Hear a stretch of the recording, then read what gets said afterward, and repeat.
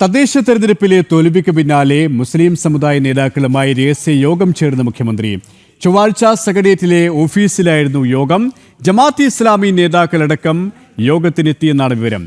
നിയമസഭാ തെരഞ്ഞെടുപ്പ് മുൻനിർത്തിയാണ് മുഖ്യമന്ത്രിയുടെ നീക്കം. വിവരങ്ങളുമായി തിരുവനന്തപുരത്ത് നിന്നും വിനീഷ് ചേരുകയാണ്. വിനീഷ്, തദ്ദേശ തെരഞ്ഞെടുപ്പിൽ വലിയ ആഘാതമാണ് ഇടതുമുന്നണിക്ക് ഏൽക്കേണ്ടി വന്നത്. ഇനി നിയമസഭാ തെരഞ്ഞെടുപ്പ് ആസന്നമായിരിക്കുകയാണ്. ഈ ഒരു സാഹചര്യത്തിൽ മുസ്ലിം പ്രീണന രാഷ്ട്രീയം വീണ്ടും നടത്തുകയാണ് മുഖ്യമന്ത്രി, അല്ലേ?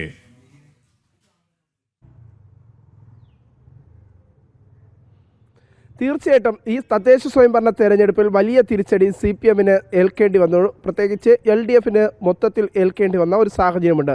അതുകൊണ്ട് തന്നെ വീണ്ടും പ്രീണന രാഷ്ട്രീയത്തിലേക്ക് CPM കടക്കുന്നു, LDF കടക്കുന്നു എന്നതാണ് നമുക്ക് അറിയാൻ സാധിക്കുന്നത്. കാരണം മുഖ്യമന്ത്രിയുടെ നേതൃത്വത്തിൽ സമസ്തയുടെയും ഒപ്പം തന്നെ മുജാഹിദിൻ്റെയും ഉള്ള ജമാഅത്തെ ഇസ്ലാമി അടക്കമുള്ള മതമൗലികവാദ സംഘടനകളുടെ നേതാക്കളുമായി മുഖ്യമന്ത്രിയുടെ ഓഫീസിൽ വെച്ച് ഒരു രഹസ്യ കൂടിക്കാഴ്ച നടന്നു. ചൊവ്വാഴ്ച മുഖ്യമന്ത്രിയുടെ നേതൃത്വത്തിൽ ക്രിസ്മസ് ആഘോഷമുണ്ടായിരുന്നു. ഈ ക്രിസ്മസ് ആഘോഷ പരിപാടികൾക്ക് ശേഷമാണ് മുഖ്യമന്ത്രിയുടെ ഓഫീസിൽ വെച്ച് തന്നെ സെക്രട്ടേറിയറ്റിലെ മുഖ്യമന്ത്രിയുടെ ഓഫീസിൽ വെച്ച് തന്നെ ഇത്തരത്തിലുള്ള ഒരു കൂടിക്കാഴ്ച നടത്തിയത്.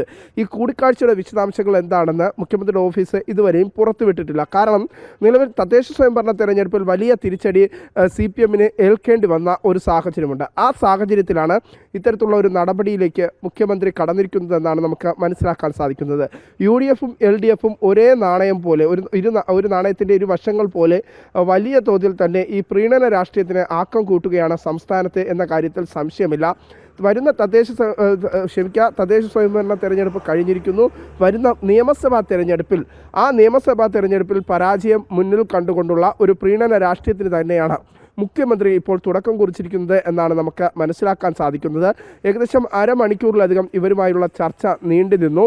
ആ ചർച്ചകൾക്ക് ശേഷം എന്താണ് ഈ മതമൗലികവാദ സംഘടനകളുമായുള്ള കൂടിക്കാഴ്ചയുടെ ലക്ഷ്യം എന്നെ സംബന്ധിച്ചുള്ള ചോദ്യങ്ങൾക്ക് മുഖ്യമന്ത്രിയുടെ ഓഫീസുമായി ബന്ധപ്പെടുമ്പോഴും അത്തരത്തിൽ കൃത്യമായ മറുപടി ലഭിക്കാത്ത ഒരു സാഹചര്യമാണ് ഇപ്പോൾ നിലനിൽക്കുന്നത്. എന്തായിരുന്നാലും നിലവിലെ സാഹചര്യത്തിൽ പ്രീണന രാഷ്ട്രീയത്തിലേക്ക് ഇടതുപക്ഷം പൂർണ്ണമായും കടന്നിരിക്കുന്നു. നേരത്തെ UDF ജമാഅത്തെ ഇസ്ലാമിയുമായി വലിയ രീതിയിലുള്ള ബന്ധം സ്ഥാപിക്കുകയും അവരുമായുള്ള ആ ബന്ധത്തിൻ്റെ അടിസ്ഥാനത്തിൽ UDF-ന് സംസ്ഥാനത്തുടനീളം കഴിഞ്ഞ തദ്ദേശ സ്വയംഭരണ തെരഞ്ഞെടുപ്പിൽ വലിയ രീതിയിലുള്ള മുന്നേറ്റം കാഴ്ചവെക്കാൻ സാധിച്ചു. അതുകൊണ്ട് തന്നെയാണ് ഈ പ്രീണന രാഷ്ട്രീയത്തിലേക്ക് പ്രത്യേകിച്ച് ഇടതുപക്ഷവും UDF-ഉം ഒരേ കണക്ക് ഇപ്പോൾ കടക്കുന്നത് എന്നാണ് നമുക്ക് മനസ്സിലാക്കാൻ സാധിക്കുന്നത്.